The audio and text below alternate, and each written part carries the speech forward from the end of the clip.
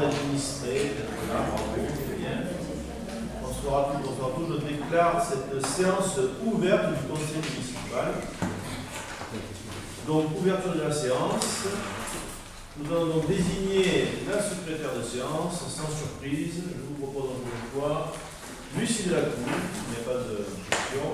On va pouvoir commencer l'appel. Angèle Progo. Présent. Nadia Raïs. Présente. Céline Combo. Présente. Antoine Mousseau. Présent. Angélique Rosson. Présente. Laetitia Fleuret. Présente. Christophe Garé-Cabouri. Présent. Richard Béraud. Présent. Hélène Lavergne. Présente. Jean-Claude Rome. Présent. Sophie Sebon. Présente. Nicolas Boulon. Présent. Emiliana Manère. Présente. Patrice Desroches. Présent. Nathalie Brivant. Présente. Agnès Pech. Présente. Gaël Badé. Arrivé. Je pense qu'il va arriver. On a dit qu'il arrivait. Non, il est en retard. Sandrine Sanchez. Présente. Christophe Salah. Il est en retard aussi. C'est Christophe qui arrive. Les deux arrivent là.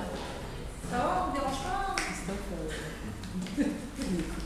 Bonsoir. Bonsoir à tous. Gaël Badé. Présente. Christophe Salah. Oui, présent. Jacques Jaurès. Laurent Tortosa, excusé, donne pouvoir à Emiliana Manère. Pierre Souly, absent, excusé, donne pouvoir à André Pelé. Très bien, merci. Vous avez constaté que nous avons le quorum. Donc, nous passons à l'approbation du précédent PV que vous deviez avoir, donc celui du 16 avril 2026.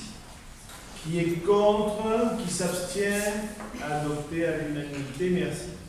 Nous passons à la première délibération.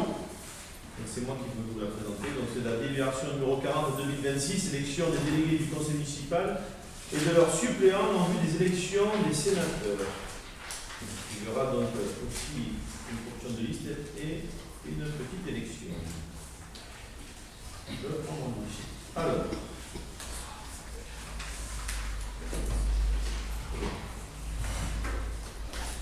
Donc, comme je disais, donc, élection des délégués du conseil municipal et de leurs suppléants en vue des élections des sénateurs. Donc, en application de l'article R133 du Code électoral, le bureau électoral est présidé par le maire, ou son remplaçant, en l'occurrence aujourd'hui il n'y a pas de remplaçant, c'est moi-même, et comprend les deux conseillers municipaux les plus âgés et les deux conseillers municipaux les plus jeunes. Donc, le président de la l'ouverture de ce scrutin, à savoir M. Jean-Claude Rome pour les plus jeunes et Mme Hélène Lavergne, non, c'était pour les plus âgés, et pour les plus jeunes, M. Gaël Badé et Mme Laetitia Fleuret. Le mode du scrutin, donc je vais vous énumérer tout ça, c'est un peu long, mais je suis obligé de le faire. Donc, en application des articles L289 et R133 du Code électoral, les délégués et leurs suppléants sont élus sur la même liste sans débat à la représentation proportionnelle suivant la règle de la plus forte moyenne sans panachage ni vote préférentiel. Les membres du conseil municipal qui n'ont pas la nationalité française ne peuvent ni être élus membres du collège électoral sénatorial ni participer à l'élection des délégués et des suppléants. En vue de l'article L0286-1 du Code électoral. Les membres du conseil municipal qui sont également députés, sénateurs, conseillers régionaux, conseillers départementaux, conseillers métropolitains de Lyon, bon, c'est pas le cas, conseillers à l'Assemblée de Corse non plus ou de Guyane, conseillers de la collectivité européenne d'Alsace ou membres de l'Assemblée de Polynésie française peuvent participer à l'élection des délégués et suppléants, mais ne peuvent être élus délégués ou suppléants, conformément donc à l'article L287 et L445 et L556 du Code électoral. Dans les communes de moins de 9 000 habitants, les militaires en position d'activité membres du conseil municipal peuvent participer à l'élection des délégués et suppléants, mais ne peuvent être élus délégués ou suppléants. Toujours conformément à l'article L287-1 du Code électoral. Les délégués et les suppléants sont élus dans les communes de 1000 à 8999 habitants parmi les membres du conseil municipal. Conformément à l'article L284 et L286 du Code électoral, le cas échéant, l'article L290-1 ou L290-2, le conseil municipal devait élire 7 délégués et 4 suppléants. Les candidats peuvent se présenter soit sur une liste comportant autant de noms qu'il y a de délégués ou délégués supplémentaires et de suppléants à élire soit sur une liste incomplète, comme l'indique l'article L289 du Code électoral. Chaque liste de candidats aux fonctions de délégués et de suppléants est composée alternativement d'un candidat de chaque sexe. Avant l'ouverture du scrutin, nous pouvons constater que 2 listes de candidats ont été déposées en mairie, donc une liste pour la liste OB Ensemble et une pour la liste OBU. J'invite donc le conseil municipal à procéder à l'élection des délégués et de leurs suppléants en vue des élections des sénateurs. Donc les élus ayant un pouvoir déposeront donc 2 enveloppes. Donc déroulement du scrutin. Donc un espace a été mis, comme ça a été demandé la dernière fois, c'est juste à l'extérieur, de la salle là-bas. Pour ceux qui le souhaitent, peuvent s'isoler afin de pouvoir voter. Chaque conseiller municipal, à l'appel de son nom, déposera son enveloppe lui-même dans l'urne. 2 enveloppes, c'est pour ceux qui ont une procuration. Après le vote du dernier conseil, donc je déclarerai le scrutin clos et les membres du bureau électoral pourront procéder au déroulement des bulletins. Y a-t-il des questions? Je rappelle juste que ce conseil municipal a lieu dans toutes les municipalités à la demande de la préfecture, justement pour les élections sénatoriales.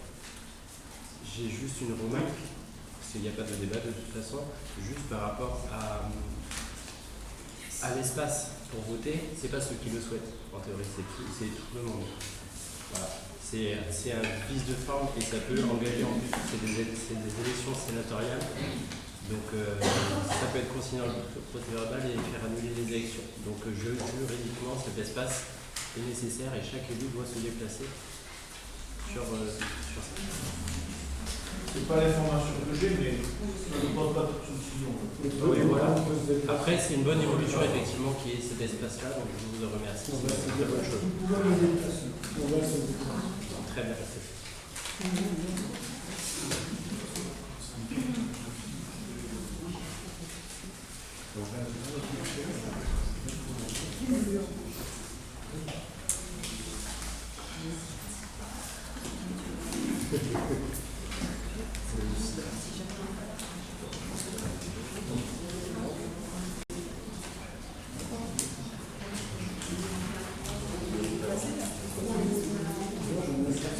Très bien. Donc, la suite de cette séance. On va procéder au fur et à mesure à l'appel de chaque personne de la réunion. Et j'ai une procuration. Il va aller voter un jour.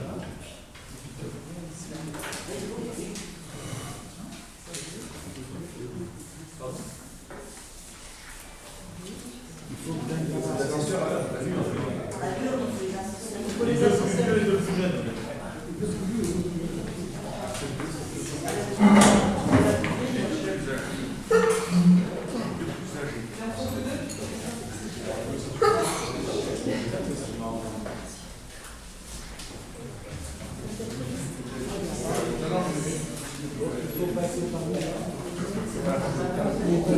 Allez.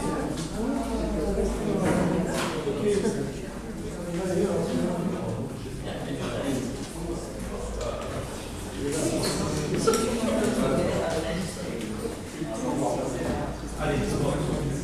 On va pas voir moi.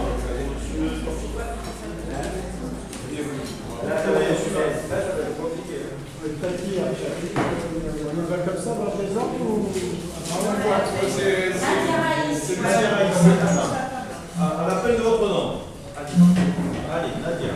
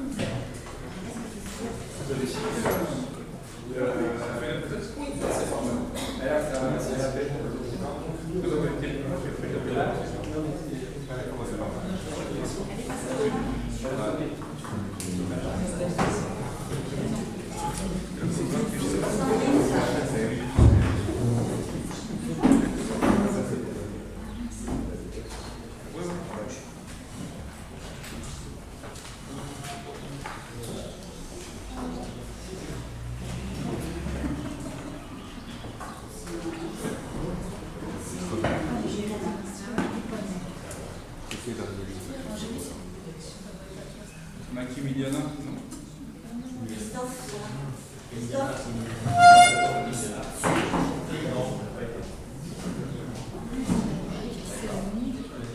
Emiliana.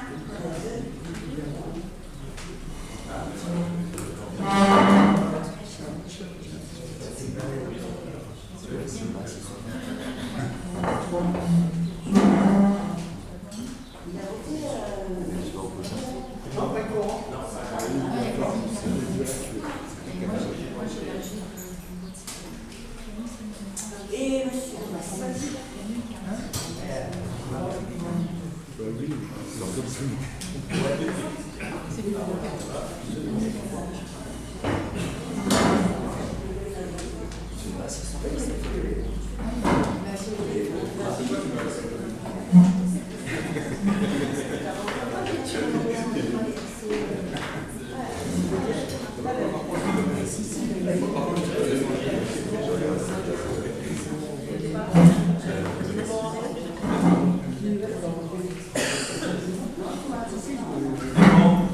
qui est voter? Allez, on commence le dépouillement. Allez-y.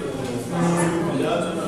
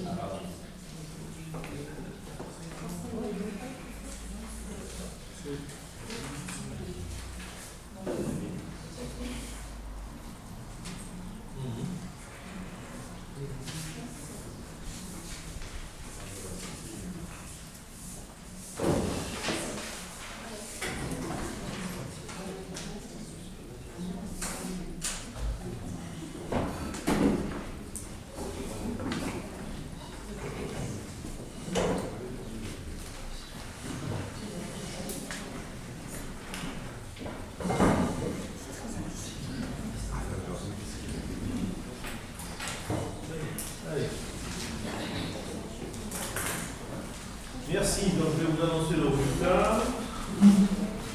Alors, le nombre de conseillers présents donc, est représenté 23. Le nombre de conseillers présents à l'appel n'ayant pas pris part au vote 0. Le nombre de votants 23. Le nombre de suffrages déclarés nuls par le bureau 0. Le nombre de suffrages déclarés blancs 0. Le nombre de suffrages exprimés 23. Ce qui nous donne 18 suffrages obtenus pour la liste OB Ensemble et 5 pour OB Uni. Ce qui nous fait donc 6 délégués pour la liste OB Ensemble titulaire et 1 délégué pour la liste OB Uni, 3 suppléants pour la liste OB Ensemble et 1 suppléant pour la liste OB Uni. Je vais donc vous énumérer les personnes en question, comme ça vous les avez. Donc sont déclarés élus en qualité de délégués en vue des élections des sénateurs, donc Angèle Pogo, Nadia Raïs, Laurent Tortosa, Céline Combe, Antoine Rousseau, Angélique Rouressol et Agnès Spet, sont proclamés élus en qualité du suppléant en vue des élections des sénateurs, Nicolas Collomb, Laetitia Fleuret, Christophe Cazé-Caricaburu et Gaël Bade. Voilà, mesdames, messieurs, pour ce scrutin pour les élections sénatoriales qui auront lieu en septembre prochain. Et c'est un vote obligatoire. Tout à fait. Merci à vous. Donc nous passons à la délibération suivante. Je ne perds pas, n'en ai pas plus. Alors, c'est la numéro 41 de 2026. Donc, création des commissions municipales et désignation des membres pour ces commissions. Alors, l'article L2121-22 du Code général des collectivités territoriales permet au conseil municipal de former des commissions chargées d'étudier les questions soumises au conseil soit par l'administration, soit par ses membres. Dans les communes de 1000 habitants, au moins, la composition des différentes commissions doit respecter le principe de la représentativité proportionnelle pour permettre l'expression pluraliste des élus au sein de l'Assemblée communale. Il est proposé de créer 6 commissions thématiques composées chacune de 8 conseillers municipaux au maximum et du maire président de droit comme suit. Donc, je vais vous énumérer les commissions qu'on va vous proposer. Donc déjà, on va partir sur le principe, on va voter le nombre de commissions. On va voter donc le principe d'avoir 6 commissions. Donc, qui est contre, qui s'abstient sur le nombre de commissions, adopté à l'unanimité. Donc, ces commissions sont les suivantes. Une commission finance, une commission aménagement du territoire, une commission cadre de vie, environnement, agriculture, une commission tourisme, commerce, artisanat, une commission culture, patrimoine, association et une commission jeunesse et solidarité. Il est proposé de fixer, donc je le disais tout à l'heure, 8 membres par commission, dont 7 membres pour la liste OB ensemble et 1 membre pour la liste OB unie, conformément au principe de la représentation proportionnelle. Donc afin de respecter l'expression pluraliste des élus au sein de chaque commission, il est proposé donc de désigner 7 membres, au maximum je viens de le dire, et 1 membre pour la liste OB unie. Donc le fonctionnement des commissions permanentes est prévu par le règlement intérieur du conseil municipal, règlement qui devrait arriver incessamment au prochain conseil certainement. Suite au dépôt des listes de candidats, je vous propose de désigner par vote, à main levée si vous le souhaitez, à main levée, vous êtes d'accord avec ça, les membres suivants pour siéger au sein des commissions et pour la durée du mandat. Donc nous allons commencer par la commission finance. En ce qui concerne la liste OB ensemble, dans cette commission, nous avons, la liste a été proposée donc Antoine Rousseau, Laurent Tortosa, Sophie Cuisinier, Pierre Scioli, Nadia Raïs, Hélène Dalia et Patrice Kéroche. Et pour la liste OB unie, Jacques Loras. On va voter pour cette commission. Qui est contre, qui s'abstient, adopté à l'unanimité.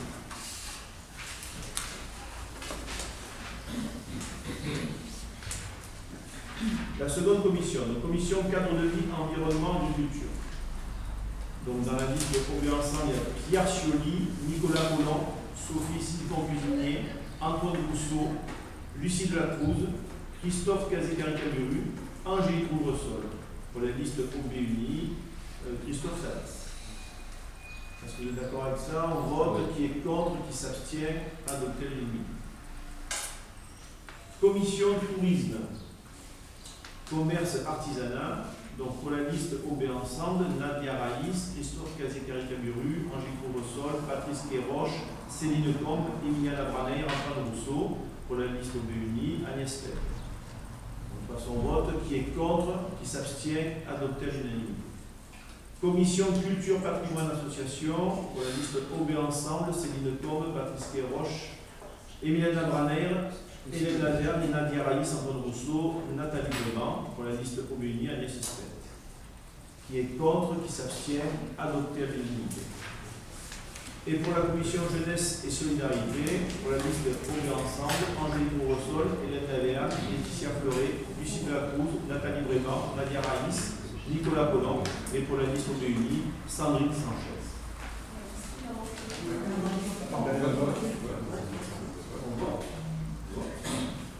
Qui est contre, qui s'abstient, adopté à l'unanimité. Et j'ai oublié aménagement du territoire, parce qu'elle est dessous. D'accord. Très bien. D'accord. Donc, commission aménagement du territoire, on a discuté ensemble, Laurent Tortosa, Jean-Claude Rome, Richard Béraud, Laetitia Fleuret, Pierre Scioli, Nathalie Brément, Nicolas Colomb, et pour la liste Aubuni, Gaël Badin.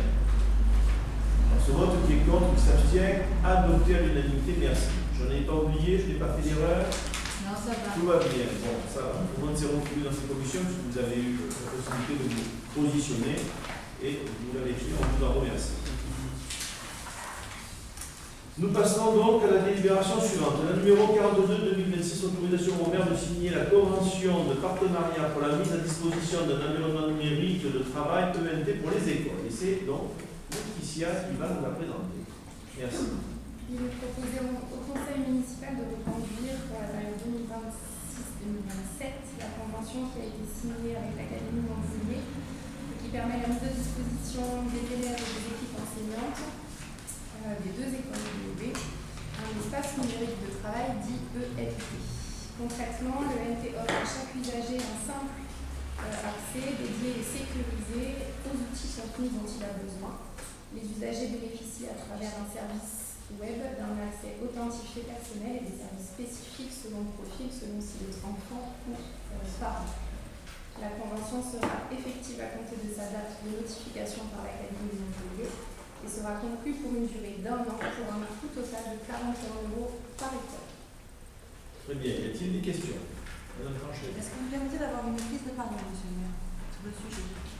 Posez une question. Après, si c'est une déclaration. Non, c'est une demande de clarification. Donc, je vous remercie de permettre à Aubéry de s'exprimer sur ce sujet, dans une démarche qui est collaborative et évidemment constructive. La délibération qui nous est présentée ce soir vise à autoriser la signature d'une convention de partenariat pour le déploiement d'un environnement numérique de travail, appelé ENT, au sein de nos écoles communales. Sur le principe, nous saluons cette initiative. Faciliter la communication entre les enseignants et les familles, moderniser le cahier de liaison et offrir à nos enfants un premier espace numérique sécurisé sont des objectifs partagés. Cependant, l'introduction du numérique à l'école engage la commune sur le long terme, autant sur le plan financier que technique. C'est pourquoi nous vous serions reconnaissants de clarifier certains points qui nous interrogent. Ce sont des petits points. Le premier point sur le point financier. La convention de partenariat annonce un coût de 41 € effectivement x2. Pour nos deux écoles, c'est un budget qui est assez modéré. Un ENT, toutefois, ne peut fonctionner que si l'école est correctement équipée. Nos classes disposent-elles d'un parc informatique, ordinateur ou tablette, et d'une connexion Internet suffisante pour que les enseignants puissent utiliser cet outil quotidiennement sans que cela devienne une contrainte technique, premier point. La maintenance est-elle réalisable par la collectivité? C'est l'article 3.2 de la convention que j'ai pu lire, parce que pour nous, ce sont des prérequis. Je note que dans la convention transmise, l'équipe enseignante ainsi que le personnel des collectivités seront formés. Qu'en est-il des enfants et parents?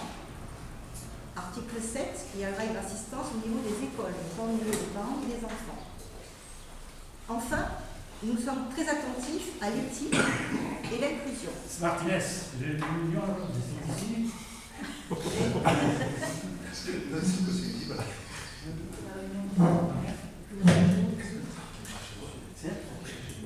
Vous avez une réunion? C'est ça? C'est pas ici. C'est pas ici. Donc, je reprends. Enfin, nous sommes très attentifs à l'éthique et l'inclusion. Et nous parlons ici de plateformes qui vont héberger des données ou des informations scolaires personnelles. Pouvez-vous nous confirmer si le logiciel ENT École diffusé par BNU respecte scrupuleusement le RGPD avec un hébergement des données sécurisées en France ou en Europe? Par ailleurs, n'oublions pas la fracture numérique. Qu'est-il prévu pour les familles de notre village qui n'ont pas d'accès Internet ou qui sont en situation de fragilité dans l'utilisation du numérique? Ça existe. L'école conservera-t-elle un double affichage papier pour que toutes les familles aient le même niveau d'information? Enfin, nous pensons que ce projet est une chance pour nos écoles, à condition qu'il soit budgété avec transparence et déployé avec pragmatisme. Je vous remercie des réponses que vous pouvez apporter à ces questions légitimes. Alors, on va vous répondre sur la Laetitia, l'avis de Charles. Bon, sachez qu'avec l'ENT, ce n'est pas nouveau, ça fait depuis plusieurs années. C'est un outil qui sert avec les parents à communiquer et les enseignants. Si j'ai tort, moi je ne sais pas. Voilà. Après, vous abordez d'autres sujets sur la mythique de ceux qui ont pas la fibre, etc. C'est ce que j'entends.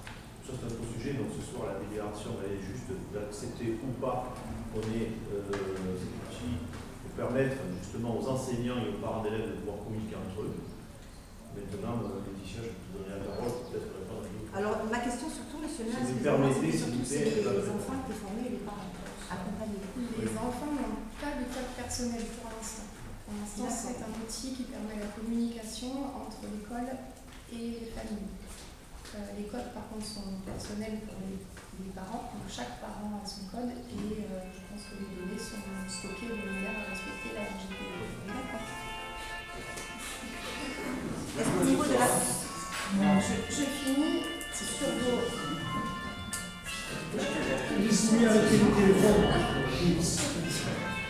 On va arrêter 2 minutes le temps de C'est bon. Sur la fracture numérique, les écoles ont déjà demandé le cahier de liaison qui sera en place à partir de l'année prochaine. Donc elles conservent la maternelle comme l'élémentaire, elles conservent en format papier. D'accord.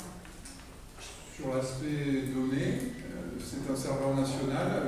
La commune n'héberge absolument aucune donnée et n'est pas responsable de la gestion des données. Donc c'est l'éducation nationale qui s'en occupe et qui le garantit depuis fort longtemps. Donc il n'y a aucune difficulté là-dessus. J'ajoute que ce sont des données qui sont hébergées en France.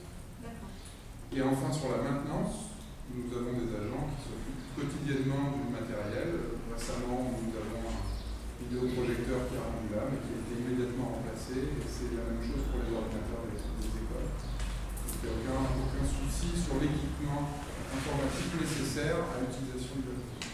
Merci. Et un dernier point sur la formation elle est conjointe, elle est dispensée et par l'éducation nationale, à savoir le conseiller pédagogique de l'éducation nationale, ainsi que la mairie si nécessaire.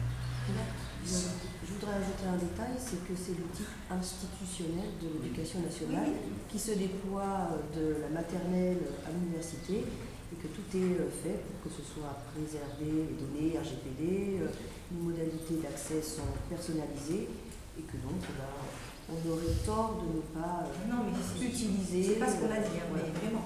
Et on peut souligner aussi que le coût a été réduit année après année, qu'il était il y a quelque temps de 50 €, ce qui est modique, et on est à 41 €. C'est une demande des écoles. Et de l'institution, et de l'éducation nationale. C'est une demande institutionnelle. Oui, c'est une communication collaborative qui est intéressante. On répond à la demande des écoles, tout simplement. Voilà. Donc, pour vous donner plus d'informations, je pense, comment ça fonctionne, etc. C'est intéressant. C'est surtout qu'on va nous poser la question, donc c'est bien qu'on puisse aussi rassurer de notre côté, dire non, donc tu es pris en charge. Si il y a qu'on s'occupe de l'école, c'est un peu gênant. Au niveau, non, mais au niveau des données, monsieur le maître, au niveau des données, parce qu'il y a beaucoup de gens qui ne comprennent pas. Donc les données sécurisées, on va les rassurer, on va les héberger en France, qu'effectivement l'Académie s'engageait aussi, les JDRMU aussi, à ce que ce soit sécurisé. Que si l'Académie prend en charge la formation du personnel des collectivités et des personnels enseignants, vous chargez du parent, ce qui est très bien. Donc pour moi, ça donne des points à la question. Mais ceci étant, c'est quand même surprenant que ces gens s'inquiètent de poser la question en conseil municipal, parce que c'est plutôt aux utilisateurs de pouvoir répondre ce genre de choses, et notamment à l'État, parce que c'est lui qui met en place le serveur, donc c'est à l'éducation nationale qu'il faut vous adresser. Je pense que si vous voulez être rassuré sur l'aspect gestion de données, etc., il faut plutôt vous renseigner par l'intermédiaire des enseignants et du ministère. Parce que c'est pas, encore une fois, la commune exécute. C'est pas ici que s'il y a un problème d'hébergement de données, nous n'avons pas la compétence pour le résoudre. J'entends ce que vous dites, mais les questions ne portent pas que sur les données. Pardon ? Moi, je vous transfère les interrogations qui pourrait y avoir et qu'il y a eu, d'accord ? Puisque la convention, vous êtes d'accord avec moi, n'est pas transférable, il y a quelqu'un qui la connaissant, et les renseignements sont à l'intérieur. Donc la question est légitime. Après, moi j'ajoute aussi que c'est un usage qui se prend dès l'élémentaire pour pouvoir ensuite être. On déploie la voilure en élémentaire pour être pleinement opérationnel aussi au secondaire, où c'est l'outil cœur de la relation entre les familles et l'institution. Et donc, je suis complètement d'accord, c'est important que les enfants, dès leur plus jeune âge, et les parents aient cet outil collaboratif, puisqu'on le sait, dans tout le parcours professionnel et scolaire des enfants, ils auront encore cet outil collaboratif qui s'appellera plus pareil. si, Il y aura des l'ENT, il y aura ça s'appelle toujours l'ENT. Dans le secondaire, c'est également l'ENT. Il y en a plusieurs, il y a Secure Cartable, il y en a plusieurs. Il n'y a pas que celui-là. En tout cas, le projet est là. Voilà. Mais Madame Sanchez, c'est l'ENT dans l'école publique. Après, l'école privée, Secure Cartable, c'est un autre sujet. Oui, il y en a plusieurs. Si L'ENT, vous c'est voulez l'école publique. rassurer les administrés, vous pouvez les orienter vers la DRAME, D-R-A-M-E, qui s'occupe de toute la gestion numérique en termes de... Je ne ferai pas le travail qui n'est pas le mien. Si les gens Si sont vous très avez une inquiets, ils question, iront voir l'État. Et s'ils sont très inquiets parce qu'ils ne comprennent rien, ils iront voir l'école. Il y a quand même des réponses. Moi, je me fais juste l'interlocuteur de certaines questions qui me posent. Je vous donne l'information. Merci. Très bien, nous passons au vote. Qui est contre, qui s'abstient, adopté à l'unanimité, merci. Délibération numéro 43-2026, autorisation au maire de signer un contrat d'agrément avec la Fédération française des courses camarguaises, donc la fameuse FFCC, et si c'est nous, là, merci. Alors, les élus ont la volonté de signer un contrat d'agrément annuel avec la Fédération française de courses camarguaises afin de pérenniser la tradition des courses sur le plan taurin de la commune. Cet agrément permet à la commune d'être représentée au sein des assemblées générales de la FFCC avec voix délibérante et d'accéder à tous les services proposés par la fédération. L'organisation, en particulier de courses camarguaises et de manifestations sur la voie publique, nécessite un agrément spécifique que la FFC est la seule habilitée à délivrer. La commission des festivités a reçu un courrier de la AFFCC avec les conditions d'exécution des prestations taurines ainsi que le montant de l'attribution de l'agrément qui s'élève à 540 € pour l'année 2026. Il vous est proposé de signer un contrat d'agrément annuel avec la Fédération française de courses camarguaises. Très bien. Y a-t-il des questions pour la FFCC? Donc, s'il n'y a pas de questions, on va passer au vote. Qui est contre, qui s'abstient, adopté à l'unanimité, merci. Nous passons à la délibération suivante. La délibération numéro 44-2026, autorisation d'ouverture dominicale des commerces. Et donc, c'est pour 2026, pardon, c'est pour l'année. Voilà, très bien, merci. Vous avez la première adjointe, allez-y, vous en faites. Merci, monsieur le maire. Alors, pour l'autorisation d'ouverture dominicale des commerces de détail, en réalité, il s'agit d'un commerce de détail, puisqu'il s'agit donc du BUT, qui s'est installé il y a déjà quelques semaines sur la place du Cluse, et qui, voyant arriver l'été, et pour assurer son développement économique, conformément aux dispositions des articles L3132-26 et suivants du Code du travail, sachant que les établissements de commerce de détail peuvent être autorisés à déroger au repos dominical des salariés jusqu'à 12 dimanches par an, par décision du maire prise après avis du conseil municipal, nous avons sollicité pour ouvrir pendant 11 dimanches. Alors, bien entendu, donc, nous avons pris en considération l'intérêt économique que représentent ces ouvertures dominicales, à la fois pour le commerce, mais également pour la population, pour le tourisme, et bien entendu pour nous en tant que commune, lors de ces périodes qui vont être des périodes de forte activité commerciale. Et il est proposé d'autoriser l'ouverture de ces commerces de détail à l'occasion de 11 dimanches pour l'année 2026 comme demandé. Alors il s'agit à la fois de la période d'été avec le 5 juillet, le 12 juillet, le 19 juillet, le 26 juillet, le 2 août, le 9 août, le 16 août, le 23 août, le 30 août, ainsi que 2 dimanches pendant les fêtes de fin d'année, seront le 20 décembre et le 27 décembre. Nous ajouterons que nous avons soumis donc cette demande au Conseil communautaire, comme il est prévu pour avis, et à l'unanimité, donc le Conseil communautaire, souhaitant donc assurer la qualité et le développement économique dans les différents villages a émis un avis favorable et c'était le 28 mai dernier. À l'unanimité, je crois. À l'unanimité, tout à fait. Merci. À l'unanimité. Très bien, y a-t-il des questions? Monsieur Lorès? Oui, moi j'avais juste une question juste pour qu'on soit bien au clair. De ce que vous avez dit, Madame la demande a été faite par un commerce. Oui, tout à fait. Par contre, la délibération est de portée générale, on est bien d'accord. Elle concerne l'ensemble des commerces. C'est-à-dire que si un commerce qui n'a pas fait la demande, non mais c'est juste pour qu'on soit. C'est pour les dimanches après-midi. Oui, non, mais s'il y a des commerces qui n'ont pas fait la demande, souhaitent le faire, il est couvert par cette délibération. Il me semble que oui. Oui. Pour moi, c'est la lecture que j'ai de la liste. Oui, c'est ça, j'ai confirmation. D'accord. Ok, non, mais c'est pour papier de. Et c'est un point qui a été d'ailleurs vu devant la CCRDV, qui a été confirmé à cette occasion, en particulier par le président de la CCRDV. Très bien. Oui. Y a-t-il d'autres questions? Non. Nous passons au vote. Qui est contre, qui s'abstient? Adopté à l'unanimité, merci. Nous passons à la délibération suivante, la numéro 47-2026, de reprise des concessions funéraires en état d'abandon au cimetière communal, c'est Jean-Claude Roch.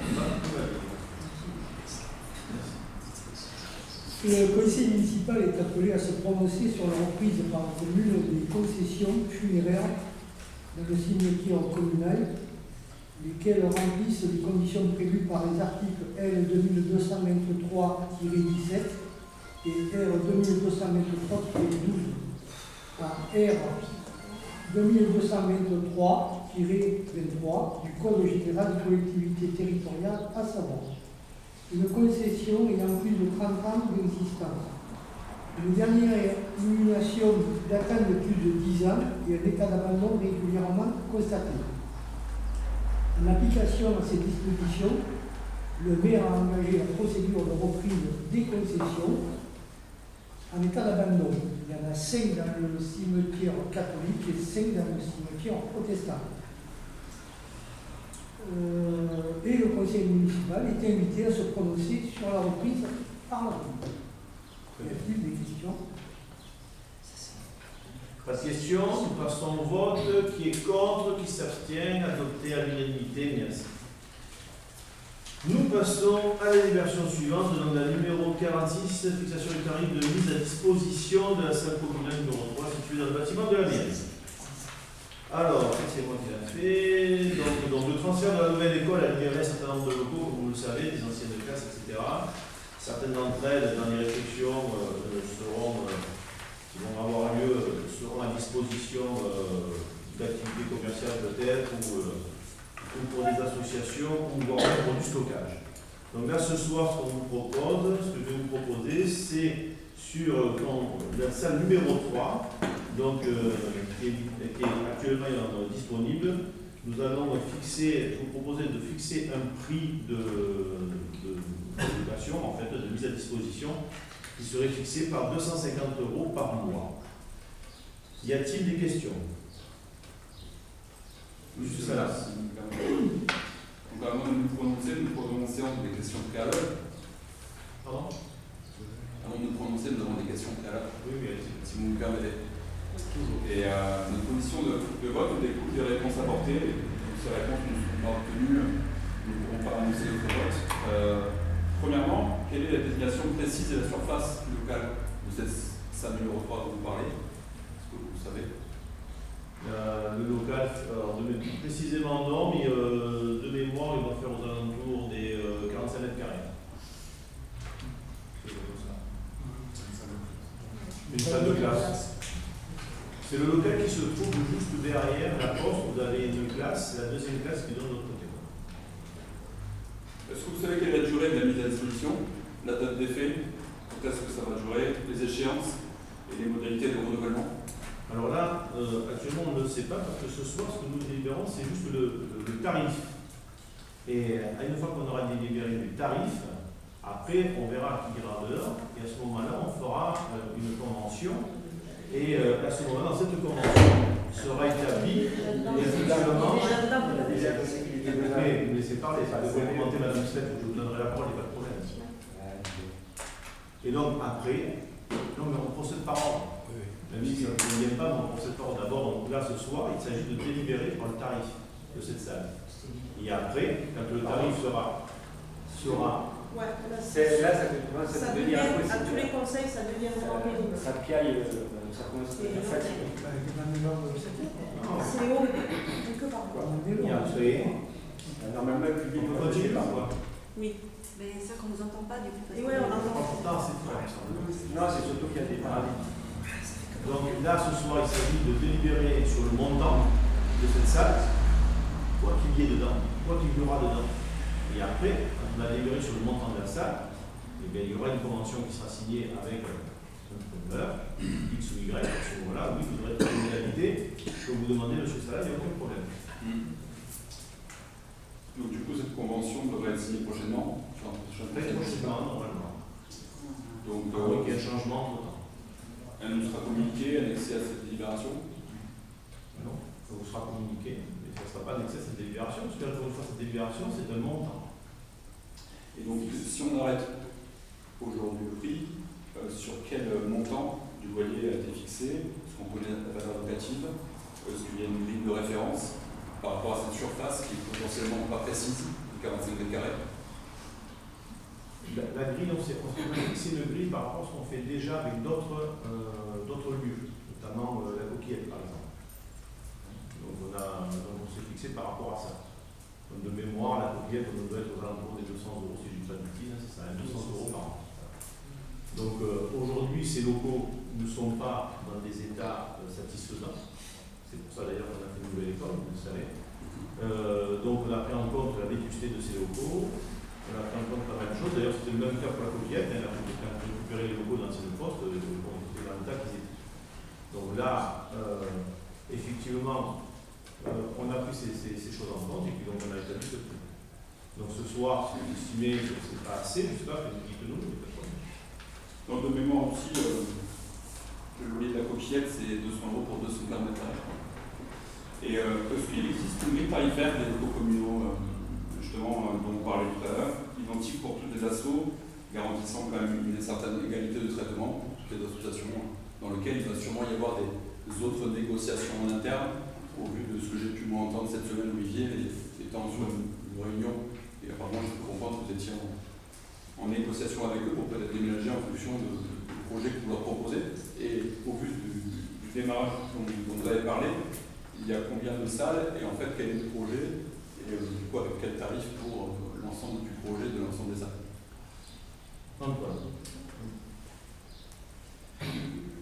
J'ai entendu le terme d'égalité de traitement. En fait, moi je préfère le terme d'équité. Parce qu'en fait, vous avez des associations, des professionnels, etc., qui ont des moyens différents. Et donc, il n'est pas question d'appliquer un tarif unique à tout le monde et de faire des divisions et des calculs avec des feuilles Excel. Donc, là, en l'occurrence, monsieur le maire vous l'a dit, on s'est appuyé sur ce qui se faisait à la Coquillette, qui est une association qui ne fait pas de bénéfices, mais qui par ailleurs paye sa facture d'électricité. Donc là, ben voilà, c'était une cote mal taillée pour compenser le fait que pour l'instant, dans cette salle, il n'y a pas de compteur dédié parce que c'est compliqué, etc. On est dans les locaux qui sont de l'ancienne école, ça viendra. Donc en fait, l'idée, et c'est comme pour la Coquillette, c'est de dire nous avons des locaux municipaux qui sont certes dans un état, comme l'a dit monsieur le maire, relativement vétuste. Donc il n'est pas question de les louer à des tarifs exorbitants comme on pourrait le faire si on avait des locaux magnifiques, etc., avec pignon sur rue, qui viendra peut-être quand on rénovera certains des locaux de la mairie. Croyez-moi qu'en tant qu'adjoint en finance, je serai vigilant au fait qu'il y ait des rentrées d'argent qui soient associées à ces mètres carrés, mais aussi aux travaux qu'on aura réalisés dans ces locaux. Aujourd'hui, je peux vous inviter à venir visiter les locaux en l'occurrence. Je vous assure que c'est vraiment difficile de faire payer des gens plus que ça. Et encore une fois, il ne s'agit pas de faire des règles de 3. Voilà. Donc, bon, 250 € charges comprises en l'occurrence, ça paraît tout à fait raisonnable pour quelque chose qui encore une fois sera temporaire. Et dès que nous aurons les moyens d'investir pour rénover toutes ces salles de classe qui sont aujourd'hui disponibles, eh ben, on n'hésitera pas à le faire et à louer à des tarifs beaucoup plus intéressants pour les communes. Y a-t-il d'autres questions, M. Lorès? Oui, juste pour rebondir sur ce prix, donc j'ai bien compris que c'était un prix global. Est-ce que les prix sont soumis à révision triennale ou ils sont fixes pour la durée? Non, pas cela. Pas ceux des associations de ce type-là. C'est plus équivalent à une convention d'utilisation qu'à un bail. La convention va le décrire, effectivement. Qu'à un bail classique. C'est plus une Ce sera plus une cote, oui. Une cote, la norme qu'un bail classique. Une convention de d'occupation temporaire, tout à fait. L'objectif de tout ça, c'est de rentrer des recettes aussi supplémentaires, même si elles sont modestes pour la commune, parce que 250 €, ça fait quand même un peu plus de 2600 € par an, c'est pas neuf. Et puis derrière, ça permet aussi à des personnes qui ont des activités X ou Y de pouvoir faire quelque chose, parce qu'ils n'ont pas les moyens de faire mieux dans des locaux de meilleur état. Mais bon. On accompagne, on essaie de rentabiliser au mieux, en étant raisonnable dans les tarifs, on ne fait pas n'importe quoi, parce que effectivement les locaux sont dans des états.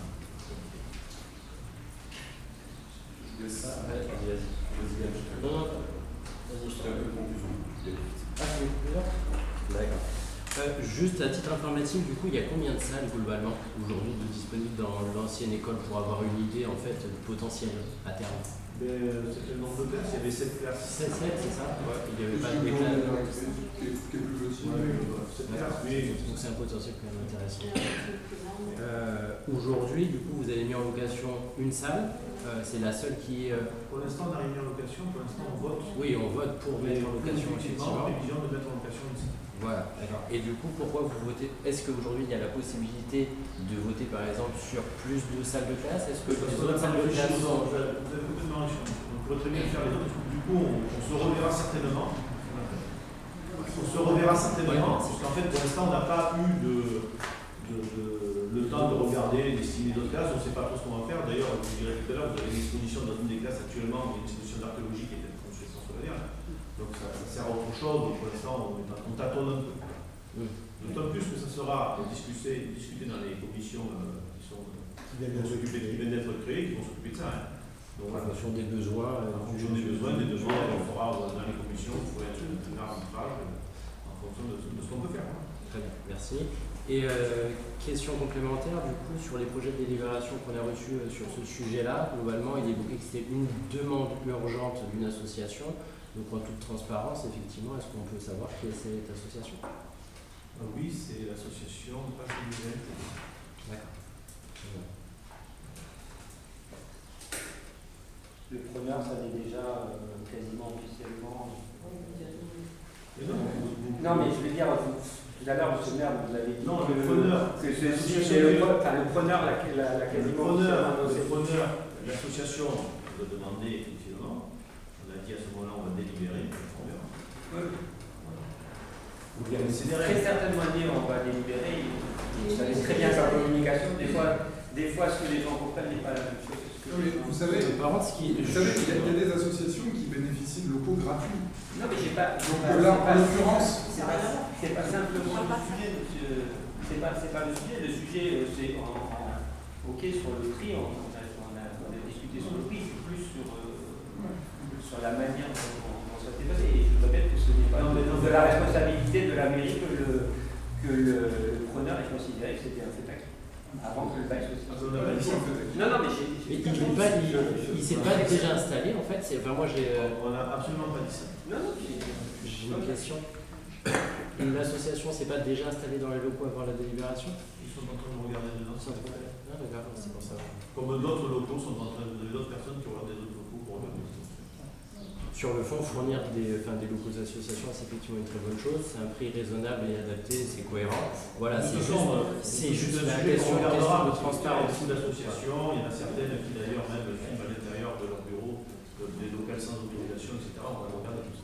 On fait un peu d'ordre parce qu'effectivement, il y a des associations qui ne payent rien, qui coûtent cher à la commune au niveau électricité, alimentaire, et qui en plus se permet de filmer ces aberrants à l'intérieur sans justement, on parlait tout à l'heure, RGPD, etc. Et ça, on va le regarder.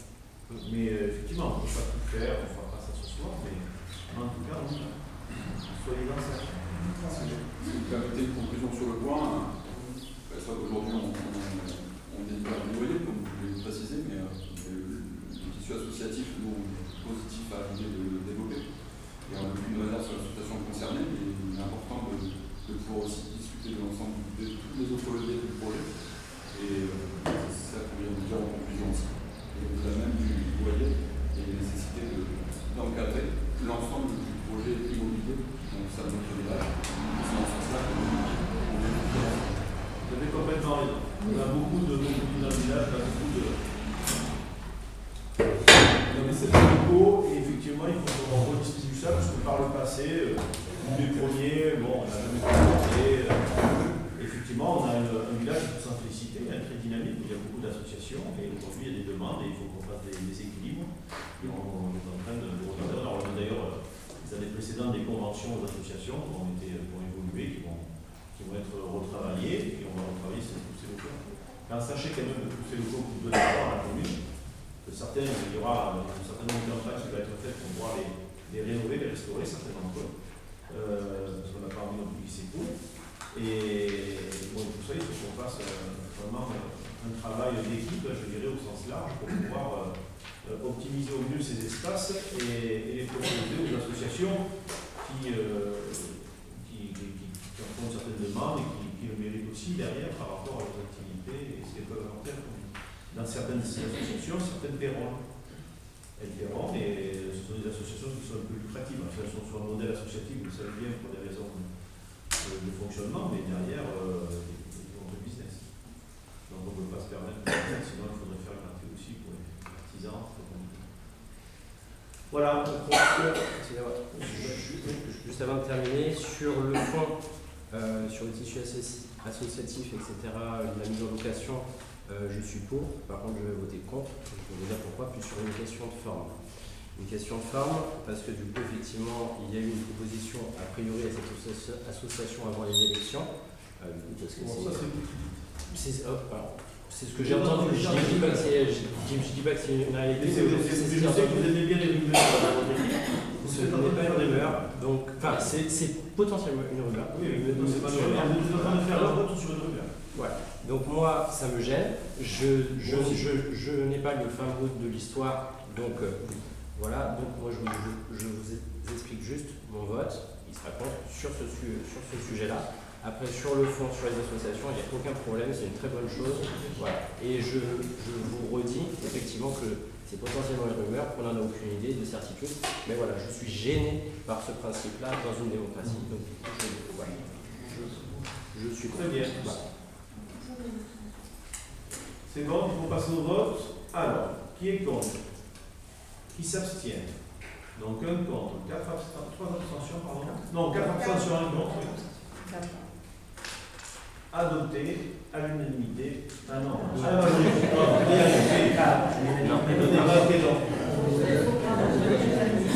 On est vitamines, je sais. Merci. Très bien. Nous passons donc maintenant, les délibérations sont terminées, ce que je vois. Je vais vous faire donc lecture des décisions du maire. Il y en a quelques-unes. Donc, décision numéro 17. Avenant numéro 3 avec le métallurgie design création, lot numéro 5 du marché des fonds de la construction de l'école, travaux d'école et de commerce, je vais y arriver. Donc il a été décidé de conclure un avenant numéro 3 avec le métallurgie design création titulaire du marché de travaux de construction de l'école et des commerces dans le cadre du lot numéro 5 serrurerie, actant des travaux supplémentaires nécessaires pour la cohérence du projet. Donc d'un montant de 1351,50 € hors taxe, soit 1621,80 € TTC, portant le nouveau marché à, le nouveau montant du marché, pardon, oui, c'est bien ça, à 1 753,80 € hors taxe, soit 1 209 000, non, voilà, je vais y arriver, 120 904,56 €, je me suis trompé pendant des chiffres. Vous pouvez, monsieur le maire, pardon, vous pouvez reprendre les, je reprends les éléments du marché. 100 000, Non, mais les éléments du marché. Oui. Pardon? Les éléments du marché. C'est métallurgie. C'est serrurerie. Oui, non, mais le montant du marché. Le montant du marché, donc on a rajouté 1351 €. Le montant du marché est passé à 100 753,80 € en taxe, soit 120 904,56 €. Je vais y arriver. Voilà, Ah, c'est mieux. c'est mieux. Oui, de temps en temps je dérape. Il y a 1 million, c'est plus beaucoup. Oui.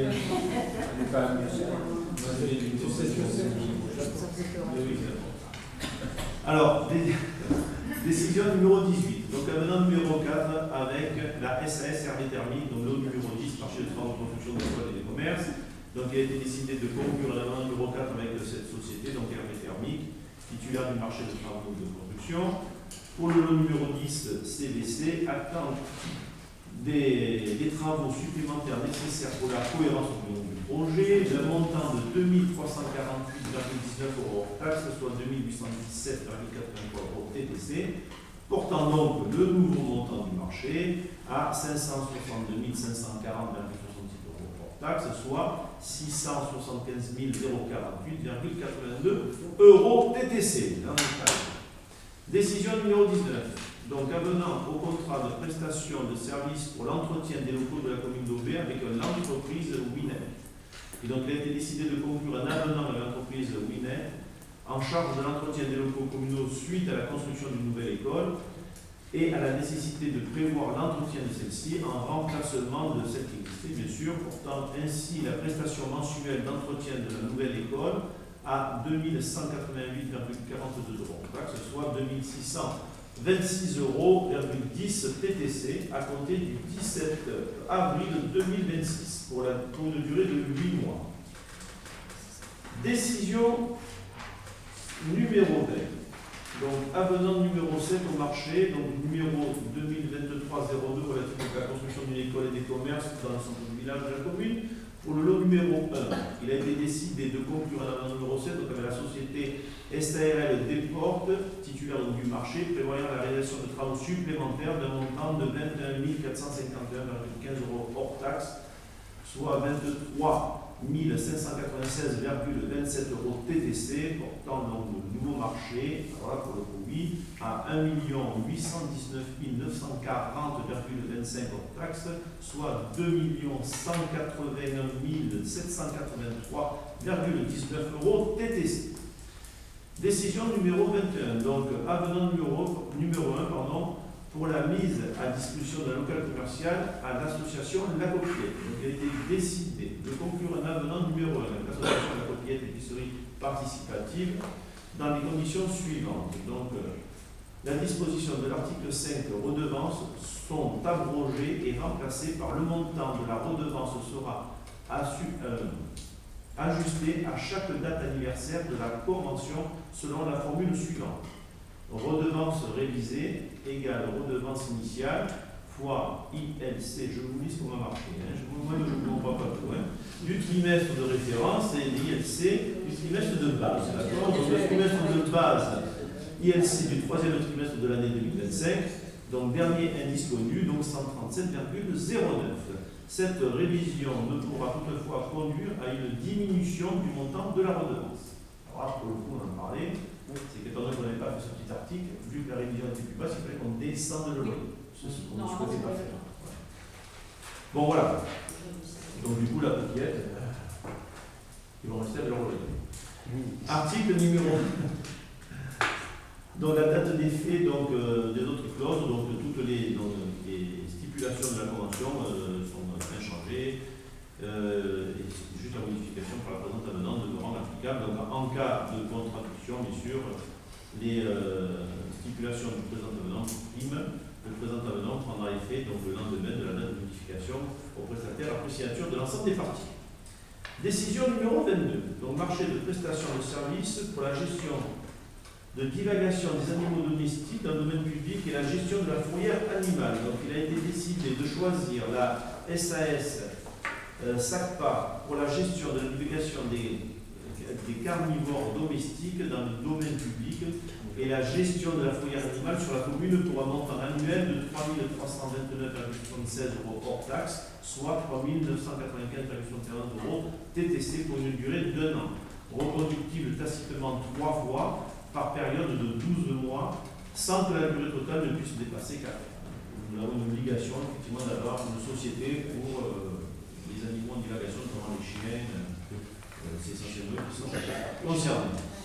Décision numéro 23, donc marché d'assistance à maîtrise d'ouvrage pour le contrat de délégation de services publics de l'alimentation en eau potable et l'assainissement collectif de la commune d'Aubé. Donc il a été décidé de choisir l'entreprise Alteramo Conseil pour l'assistance à maîtrise d'ouvrage pour le contrat de délégation de services publics d'alimentation en eau potable et d'assainissement collectif de la commune pour un montant total de 19 800 € hors taxe et donc ce qui fait 23 760 € TTC. Franche ferme avec option 1,2. Décision numéro 24. Tarif pour l'occupation du domaine public des droits de place de la voirie pour l'emplacement destiné à recevoir un traiteur dans le cadre de la fête votive. Donc il a été décidé de fixer le tarif pour l'occupation du domaine public des droits de place et de voirie pour un emplacement destiné à recevoir un traiteur dans le cadre de la fête votive 2026, donc à 1 000 € pour les 4 jours de la fête votive des années 2026, 2027 et 2028.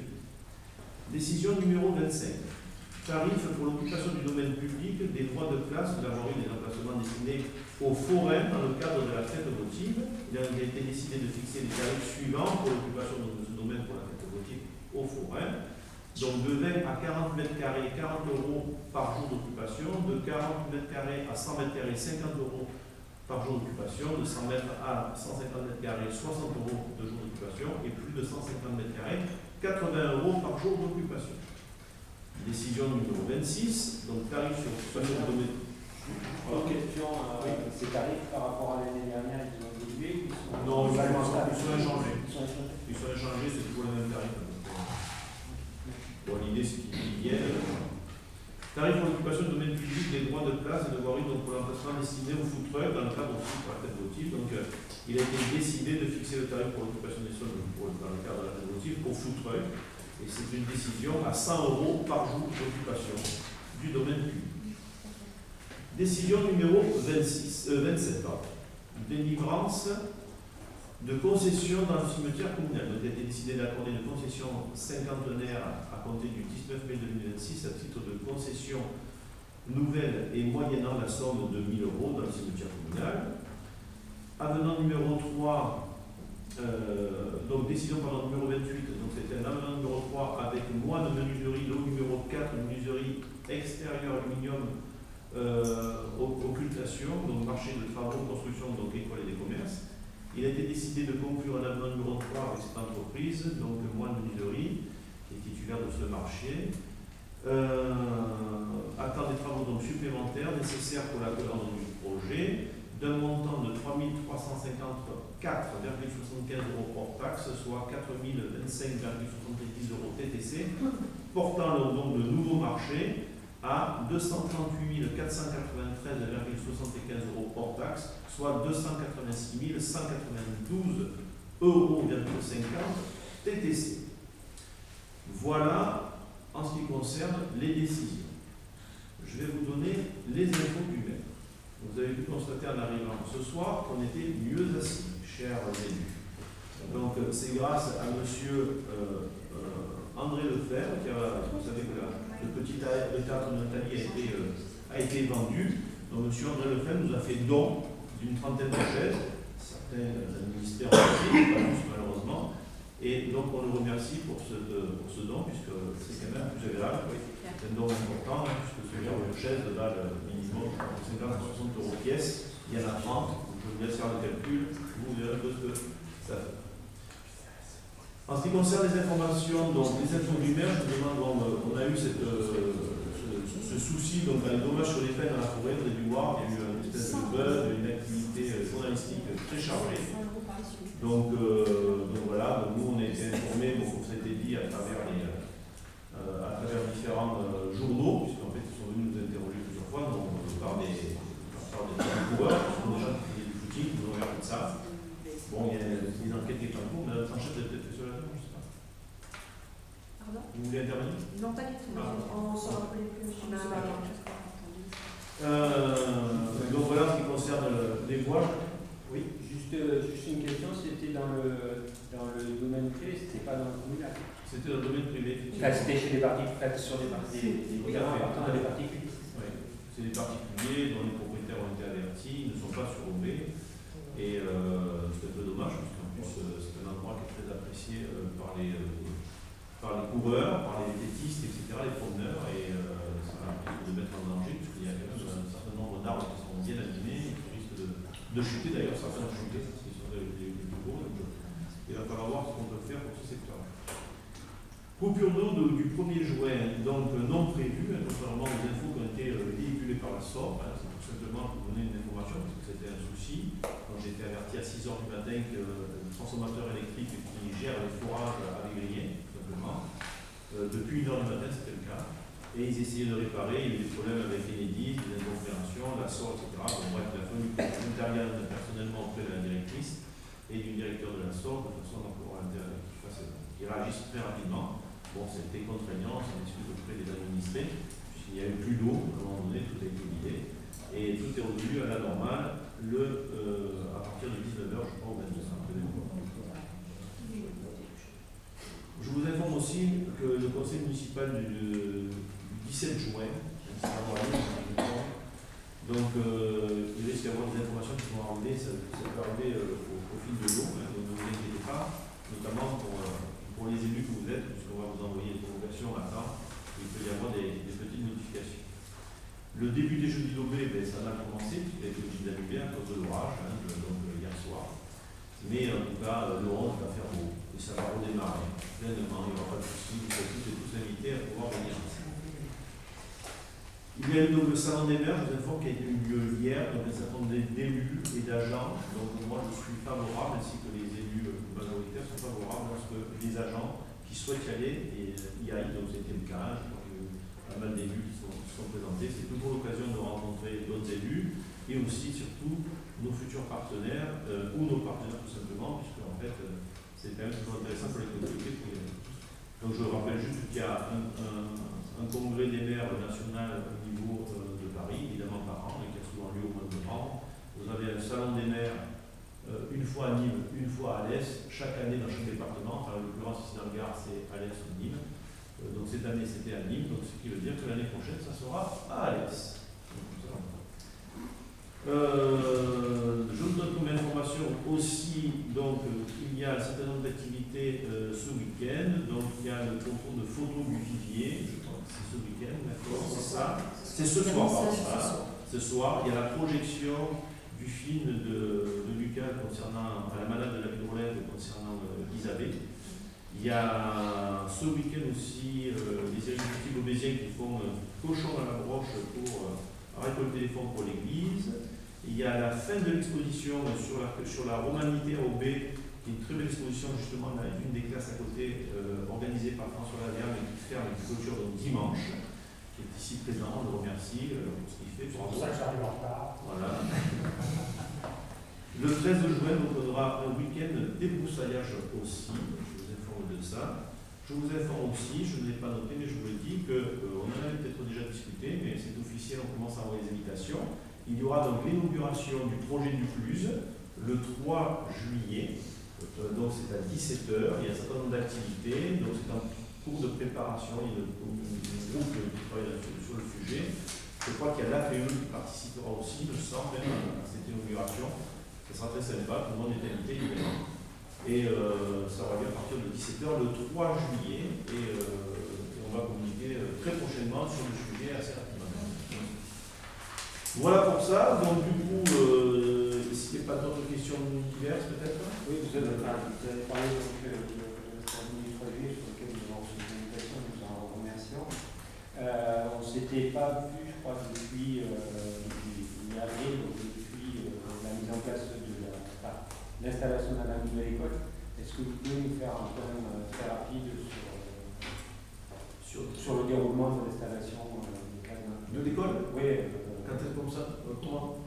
Oui, comment ça s'est passé? Est-ce qu'il y a des sujets, comme toujours, des petits points? Alors déjà, moi, je vais me poser cette question, je vous remercie parce que j'avais oublié de remercier tous les participants qui sont venus nous aider à déménager. Donc on avait fait un petit appel, alors il ne fallait pas non plus qu'on soit 300 000, on avait fait de mémoire 35 personnes qui sont venues. Donc je les remercie, vraiment, ils sont venus, ils étaient là, donc on a fait ça dans toute la matinée, donc du coup c'était assez rapide. Donc on a donc le vendredi de mémoire, les services techniques avaient, puisque les institutrices et la directrice avaient réussi à avoir une journée de détachement, et on avait demandé à la communauté de commune de pouvoir ouvrir le préscolaire pour pouvoir accueillir les parents qui ne pouvaient pas garder leurs enfants, puisqu'il y avait des enfants effectivement pour le vendredi, donc c'est ce qu'ils ont fait, donc ils ont été présents, il n'y a pas eu de souci. Je crois que de mémoire, il y a eu 16 enfants, si je ne dis pas de bêtises, 16 enfants, donc les parents ont joué le jeu aussi de les garder avec eux. Donc les institutrices ont pu, avec la directrice, commencer à ranger leurs placards.